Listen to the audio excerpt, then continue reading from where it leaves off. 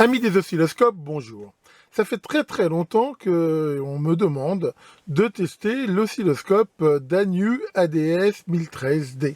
Alors c'est quoi cet oscilloscope? C'est un petit oscilloscope qui affiche sur le papier des performances, ma foi, assez remarquables pour un prix relativement très faible. À l'origine, j'avais pas vraiment prévu d'avoir cet oscilloscope, hein, il faut être honnête, je manque pas d'oscilloscope de qualité. Et voilà, j'ai reçu tellement de demandes pour tester cet oscilloscope que je me suis arrangé pour en avoir un.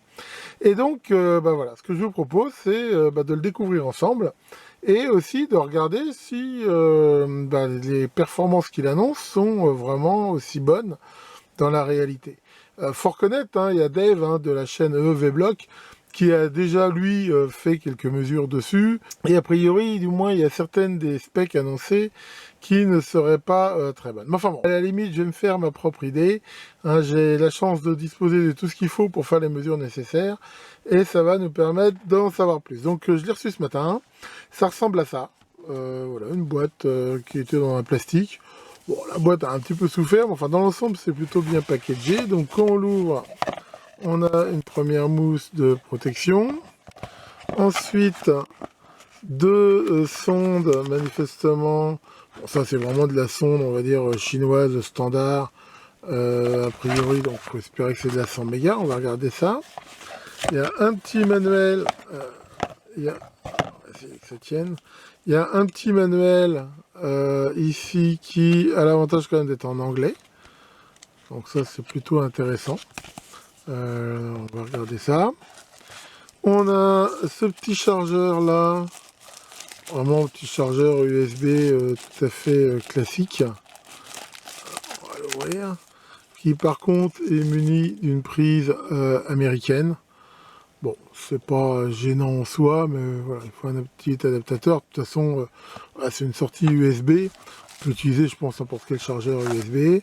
Un câble USB, donc c'est manifestement du micro USB ici, qui va permettre, je suppose, de le charger. Et d'après ce que j'ai vu aussi, de le relier à l'ordinateur pour récupérer les copies d'écran. Et l'appareil en lui-même. Et c'est à peu près tout ce qu'il y a dans la boîte. Donc voilà l'appareil, c'est relativement lourd. Donc voilà, il y a une protection sur l'écran, on va l'enlever. Voilà. Donc on peut voir déjà que l'écran, quand il n'est pas allumé, il réfléchit pas mal, qu'on me voit en train de filmer. Enfin, c'est pas très grave. Donc sur le haut, on a les deux BNC d'entrée, un petit signal d'1 kHz pour compenser les sondes. Il ne faut pas dépasser 400 volts sur les entrées. La prise ici USB, un voyant over, on ne sait pas trop, et un voyant power, donc le truc de mise en route. Derrière, il y a un rappel là, des caractéristiques, et ici, cette petite béquille. Voilà, hein, donc l'idée bien sûr, c'est de pouvoir le mettre comme ça, comme on veut, de façon à pouvoir facilement l'utiliser. Bon, comme ça, à première vue, ça fait quand même pas toc, hein, le plastique, ça fait pas cheap. Là-dessus, c'est, enfin, ça donne une impression quand même de qualité, il n'y a rien à dire par rapport à ça.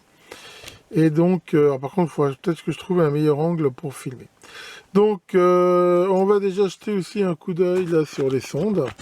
Donc, bon, c'est des sondes vraiment, je veux dire, voilà, je vous avais déjà montré ces sondes, la PSI1100, 100 MHz.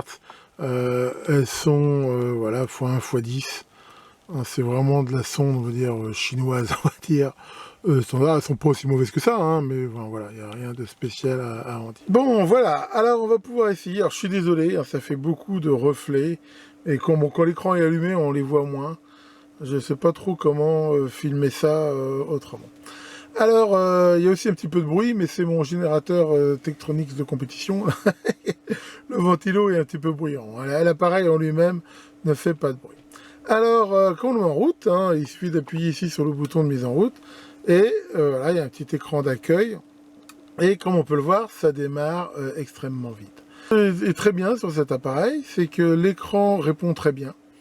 Il n'y a rien à dire. Et c'est quand même un appareil qui est très simple d'emploi. Faut reconnaître que, enfin voilà, même quasiment sans regarder la doc, on va dire en 5-10 minutes, j'en avais fait le tour. Et ça, c'est plutôt intéressant. Alors, pour commencer, on va lui mettre un signal là de 1 kHz sinusoïdal, ici. Et voilà, il suffit d'appuyer sur Auto 7 et on l'a automatiquement. Le principe de base, c'est que pour la base de temps, en gros, on tapote d'un côté ou de l'autre selon qu'on veut l'augmenter ou la diminuer. Et on voit ici le système par division. Alors il y a ce système Move Fast ou Move Slow, voilà, qui permet aussi quand on déplace, en gros, d'avoir une sensibilité plus ou moins importante. Il faut bien voir que cet appareil, il a une mémoire d'acquisition qui est relativement limitée. Donc, selon la vitesse où on échantillonne, on voit plus ou moins ici, on va dire, de signal disponible. Bon, maintenant, le but, c'est quand même de le voir sur l'écran. Alors, si on veut changer au niveau vertical, il faut appuyer ici sur Contrôle.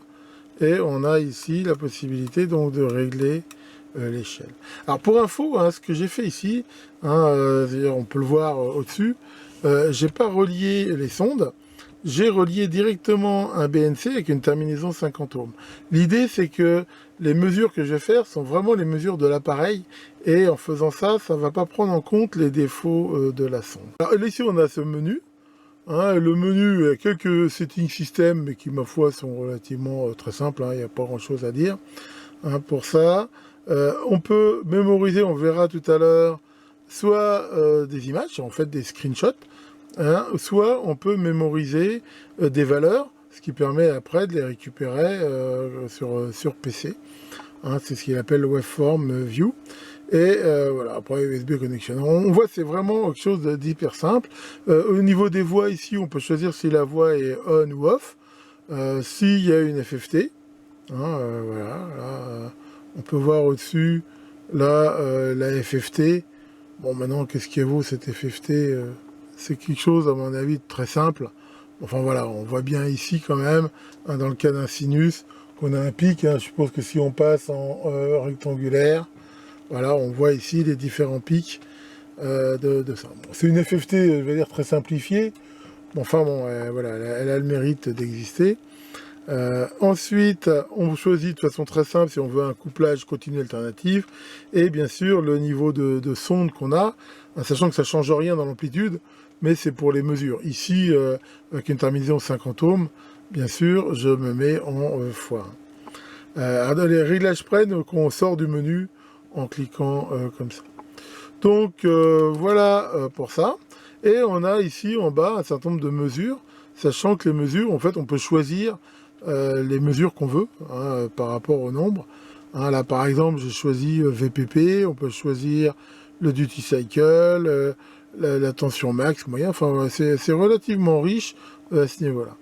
Et ce qui est intéressant, c'est que les premières mesures montrent que c'est relativement juste.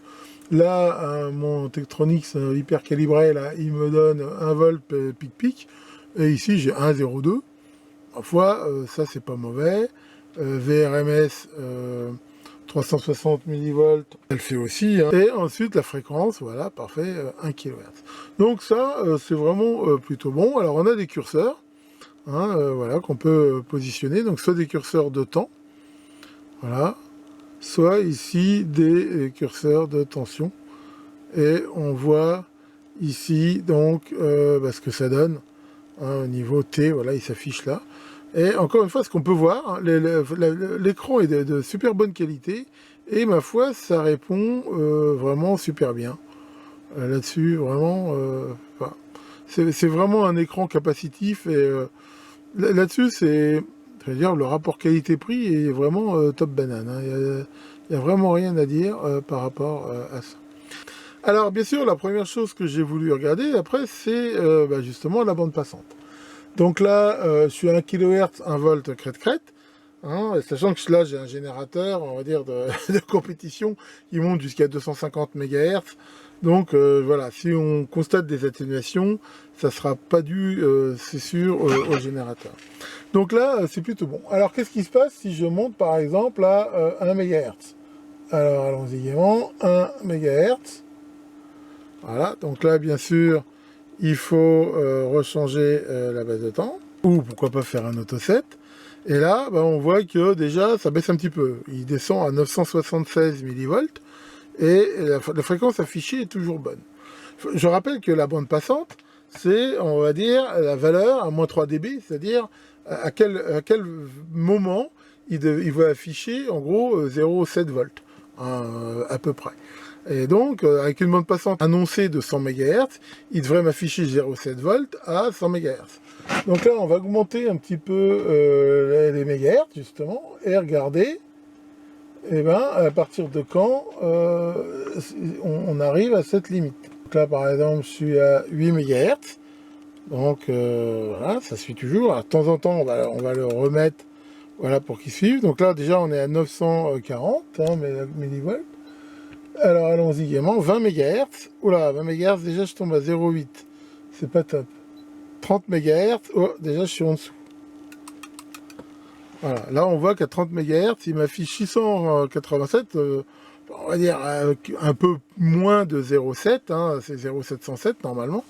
Donc bah là, manifestement, il y a un problème, hein, Houston. Ils annoncent une bande passante de 100 MHz, or à 30 MHz, déjà, je veux dire, je suis en dessous. Et après, si on continue d'augmenter, voilà, par exemple, je suis à 80 MHz, et ben, on voit que ça baisse encore plus, ici, voilà. Et à 90 MHz, je suis plus qu'à 500 millivolts. Et là, on voit que bah, à 100 MHz, manifestement, déjà, il a du mal. Déjà, à 100 MHz, il n'arrive même pas à afficher la fréquence. Hein, et il n'arrive même pas vraiment à démarrer dessus. À ce niveau-là, on peut dire que c'est vraiment pas top. Enfin, par rapport à ce qui est annoncé. Là, ce qui est bizarre, c'est qu'à 110 MHz, il reprend un petit peu. Mais voilà, c'est pas vraiment top. Hein, ici. Donc, bah, comme on peut le voir, sa bande passante de cet appareil, eh ben, enfin, la bande passante réelle, elle est plutôt de 30 MHz. Voilà, et là, si je reviens ici à 30 MHz, yes. Donc ça correspond en même temps à ce qu'avait mesuré Dave hein, sur sa chaîne Vblog. Je mettrai le lien sur sa vidéo. Et ça, c'est une première chose. Ensuite, l'échantillonnage. Et l'échantillonnage, on le voit aussi d'ailleurs. Si vous regardez comment évalue, voilà, le fait de voir ça, en fait, il échantillonne pas à 1 giga sample, il échantillonne à 100 mégas. Donc en fait, ce qu'il fait, hein, typiquement, il fait vraiment, enfin, ce que faisaient les oscilloscopes dits à échantillonnage dans le temps, hein, c'est-à-dire que en gros, il fait plusieurs passes en se décalant un petit peu dans le temps, ce qui lui permet en fait de simuler un échantillonnage beaucoup plus rapide. Donc là-dessus, ça sera vraiment les 2 points les plus négatifs de cet oscilloscope, c'est que bah voilà, il n'a pas du tout la bande passante qu'il annonce, et il n'a pas non plus réellement l'échantillonnage, enfin, temps réel qu'il annonce. Justement, regardons un peu comment il se comporte avec un signal carré. Là, j'ai un signal carré à 50 MHz, donc là, il est évident que je vois rien du tout de carré. Hein, là, c'est certain. Maintenant, voilà, à 20 MHz, déjà, voilà, on va là, je suis à 10 MHz. Là, on voit bien que c'est un signal carré, mais si on augmente doucement, voilà, on voit que quasiment déjà, là, je suis à quasiment 20 MHz. Voilà, on voit déjà plus les fronts et tout ça, alors qu'avec une vraie bande passante de 100 MHz, on les verrait encore. Donc voilà, hein, ça, pour le coup, c'est vraiment le truc, on va dire, un petit peu mensonger de cet oscilloscope. Mais je veux dire, à part ça, hein, on va dire, et tant qu'on va dire, on l'utilise en dessous, bah, il est plutôt sympa, quoi. Je veux dire.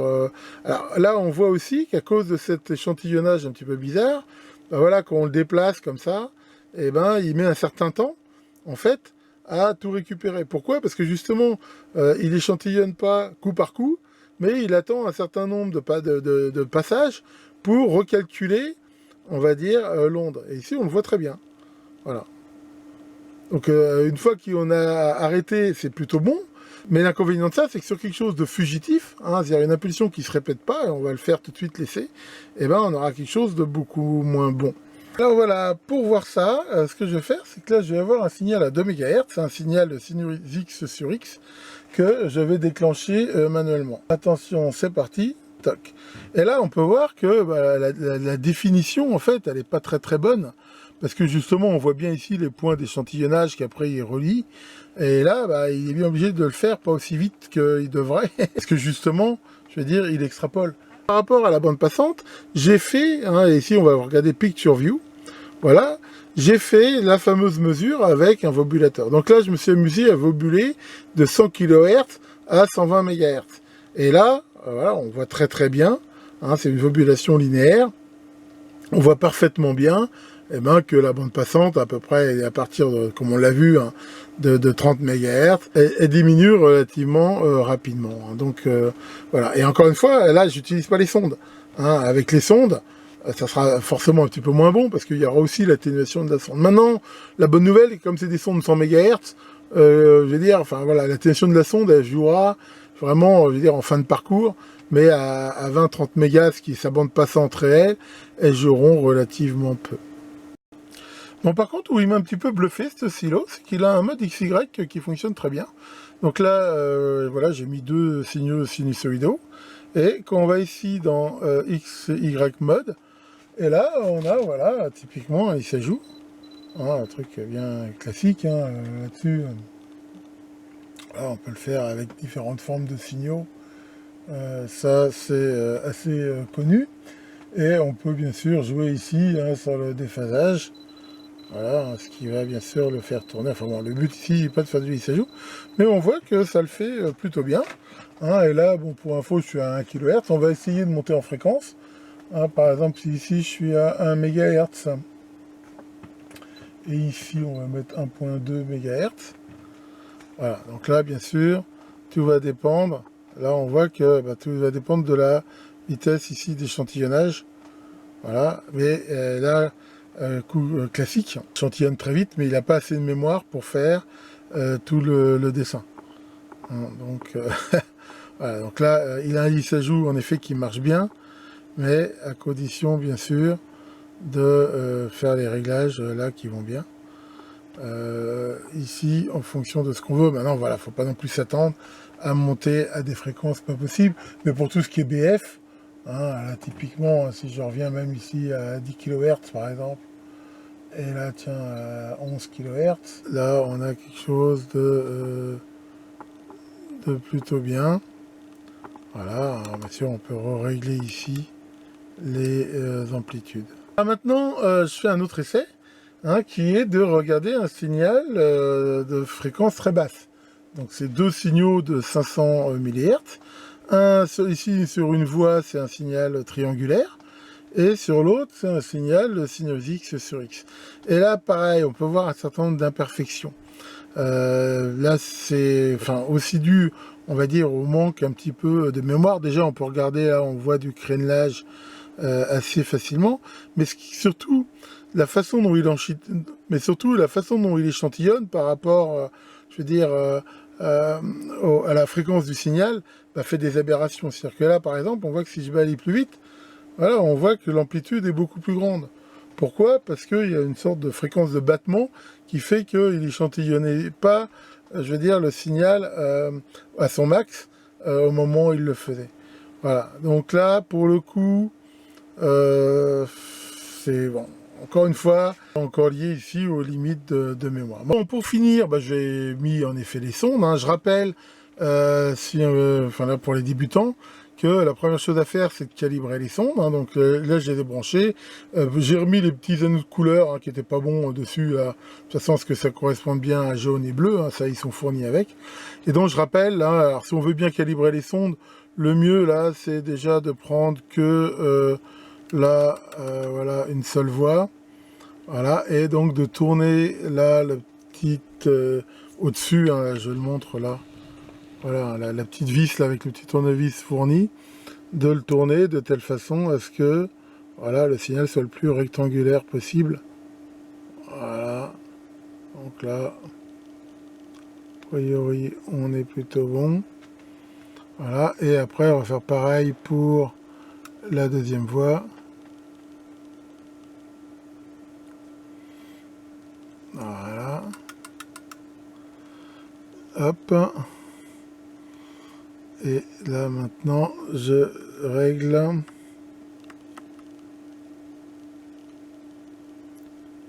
toute façon, voilà, avoir le signal le plus rectangulaire possible.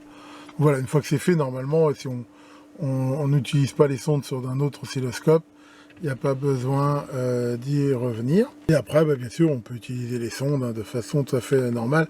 Alors attention, hein, si vous utilisez les sondes, de bien vous mettre ici en x10 ou en x1, selon la position de la sonde, hein, de l'interrupteur de la sonde, sachant que, attention, mais ça c'est pas propre à cet oscilloscope là, mais c'est propre à tous les oscilloscopes, si vous l'utilisez en x1, la bande passante pour le coup là est très réduite, hein, mais ça c'est pas lié du tout, c'est pas un défaut du scope, c'est vrai sur tous les oscilloscopes, hein. Je rappelle que si on veut avoir la pleine bande passante, il faut se mettre en x10, hein, ce qui diminue bien sûr l'amplitude du signal par 10, mais si on règle bien, comme on le voit ici, l'oscilloscope sur x10, les tensions affichées seront bonnes, et on voit qu'il permet même de faire du x100, ce qui peut être, bien sûr, intéressant si on a une sonde x100 pour mesurer des tensions plus élevées.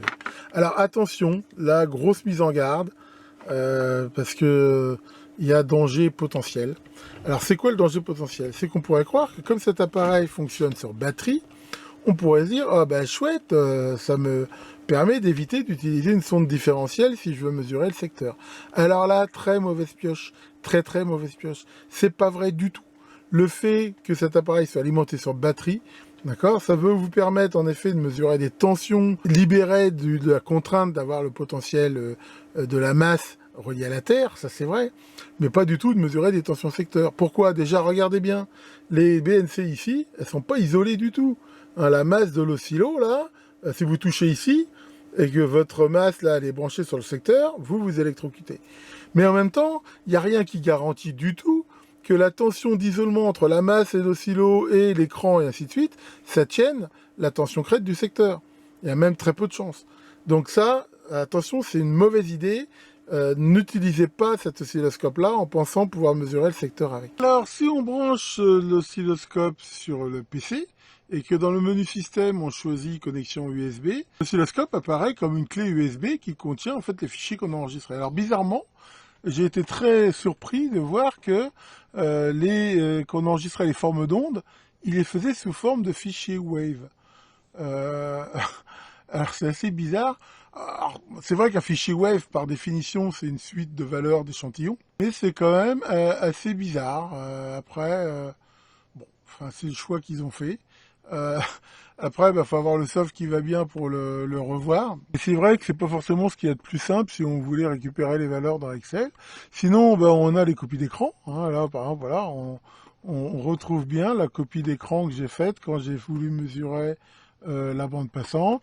Là, par exemple, j'ai mis un signal triangulaire, linéaire, ce qui montre la relative linéarité, je veux dire, du convertisseur.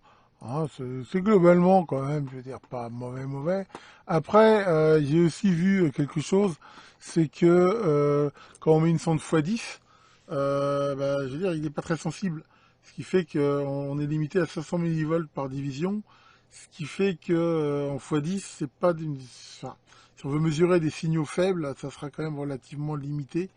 Je rappelle que passer en x1, là le problème c'est que pour le coup on perdra encore de la bande passante. Donc ça, voilà, faut y faire quand même relativement attention. Bien, alors résultat des courses. C'est assez bizarre en fait. Hein. Alors je rappelle que là le prix auquel on peut l'avoir là sur Banggood, hein, je mettrai un lien dans la vidéo, il coûte 125,19 €. C'est vrai que c'est quand même pas très excessif. Mais ma note, ma note, je veux dire, globalement, je suis obligé, je lui mets tout juste la moyenne. Pourquoi? Parce que, voilà, c'est quand même un truc qui est relativement mensonger. Maintenant, si au lieu de le dire que c'est un scope 100 MHz, un gigasample, on dit que c'est un petit oscilloscope 20 MHz, à ce moment-là, sa note, elle est bien meilleure. Hein. Je la mets au moins à 16, hein, voire 17. Parce qu'à ce moment-là, le rapport qualité-prix est vraiment bon. En gros, qu'est-ce que j'ai bien aimé sur ce petit scope? La qualité globale. Hein. Globalement, on voit, c'est un truc plutôt de bonne qualité. Ça fait pas toc, ça fait pas cheap. Surtout celle de l'écran. La qualité graphique et de réponse de l'écran est top. La simplicité d'utilisation... voilà, c'est vraiment, ça répond bien, c'est super simple à utiliser, hein, c'est c'était vraiment bien. Les mesures, dans l'ensemble, elles sont plutôt très bonnes aussi, hein, pour un truc de ce prix-là, hein, mais tant qu'on reste, on va dire, dans l'ABF, quoi. Les curseurs, on a vu, ils sont pratiques, ils sont simples à utiliser. Les cordons, le cordon USB, il est assez long. Il est de bonne qualité, il est souple, les sondes aussi. L'emballage, on l'a vu, était plutôt correct, hein, je veux dire, l'appareil est arrivé en bon état.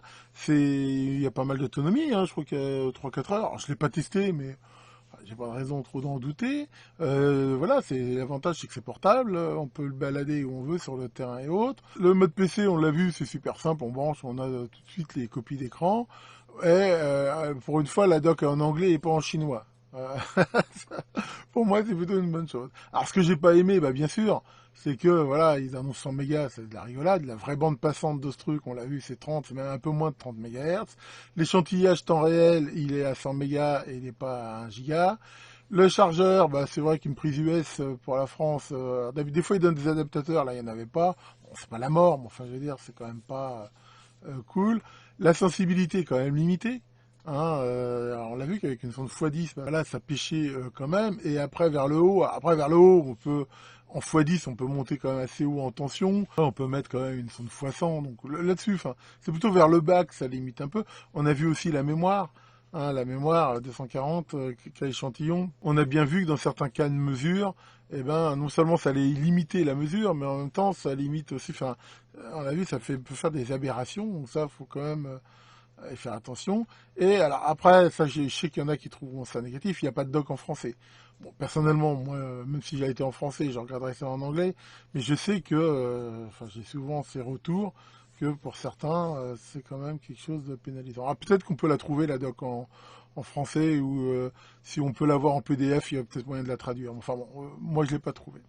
Donc conclusion, si on considère que c'est un oscillo qui est plutôt pour la BF, il a un rapport qualité-prix qui est super bien. Il est facile à transporter, il est simple à utiliser. Pour un petit dépannage sur le terrain ou des débutants, c'est vrai, pour le prix, c'est vraiment bien. Maintenant, c'est quand même pas... si on compare ça avec même un entrée de gamme Siglent ou autre, ça reste quand même limité. On voit qu'au niveau si on veut commencer à faire des mesures de temps de montée, si on veut des mesures de bas niveau, si on a besoin justement de regarder des signaux très lents et de la précision, là il ne le fera pas. La FFT qui est dessus, elle fait rigoler, il n'y a pas de voie mathématique, il n'y a pas de décodage logique et tout.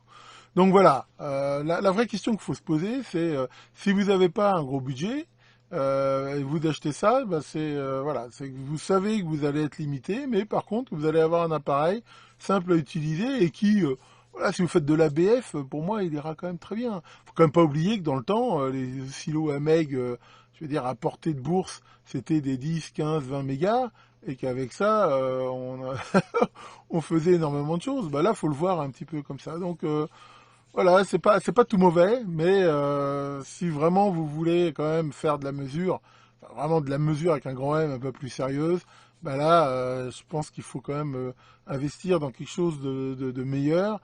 Mais bien sûr, ça a un coût, hein, forcément. Il faudra à peu près tripler le budget ou au moins le doubler pour commencer à avoir quelque chose de mieux. On n'a rien sans rien. Alors, je rappelle ça, hein, vous allez dire, je suis un peu lourd avec ça, mais j'ai souvent vu marquer, hein, des gens qui disent ah ouais non mais c'est sur batterie donc c'est flottant et tout. Non non non. D'ailleurs si vous regardez bien sur un multimètre, il y a marqué catégorie dessus, hein, catégorie 3, catégorie X, ce qui montre justement que cet appareil il est prévu pour pouvoir faire ça. Il n'y a rien du tout de noté sur celui-là. Donc c'est vraiment moi je voudrais pas avoir des morts sur la conscience, hein, et bizarrement la doc justement elle donne dans ses exemples de mesures la doc que on pourrait mesurer comme ça des tensions secteurs. Je suis absolument pas d'accord avec ça. Pour moi c'est chercher la merde. D'abord ça peut tuer l'appareil par décharge, mais ça peut aussi tuer l'opérateur. Enfin voilà. Et puis pour ceux qui voudraient justement voir un peu à l'intérieur, hein, voilà, je vais pas refaire ce qui a déjà été fait. Hein, la vidéo de Dave, elle est très très bien. Et il montre justement, lui, il a mesuré la fréquence d'échantillonnage des convertisseurs à l'intérieur, qui montre bien justement que, par définition, c'est pas du tout réel. Voilà pour cette vidéo qui était très attendue. Et c'est vrai que cet appareil, je l'ai reçu avec énormément de retard. Je pense sans doute dû à encore ces problèmes liés au Covid, je pense, ou autre. Enfin bon. Tout vient à point pour qui sait attendre, dit-on. Tiens, Maurice, ça va, Maurice? Qu'est-ce qui t'arrive? T'as rencontré un génie. Waouh, super! Et alors, t'avais le droit à un vœu? Ah ouais, et alors, qu'est-ce que t'as pris? Il t'a donné le choix entre avoir un gros zizi ou une super mémoire. Et alors, t'as pris quoi? Tu te souviens plus? C'est Pincette qui va être contente. Bon, allez, là-dessus, bon, la météo déjà est pas top, donc c'est vrai que ça m'aide pas parce que je voulais faire des rangements dehors. Et en même temps, j'ai plein de trucs qui me tombent dessus, des obligations, on va dire, familiales et autres, ce qui fait que ça avance pas aussi bien que j'aurais voulu. Et que, bah voilà, j'ai déjà une semaine de vacances de niquer et le temps passe toujours très vite. Mais enfin bon, c'est pas grave. Après tout, il n'y a pas le faux lac. Donc, bonnes vacances à vous si vous y êtes encore. Et bien sûr, à très bientôt pour de nouvelles vidéos.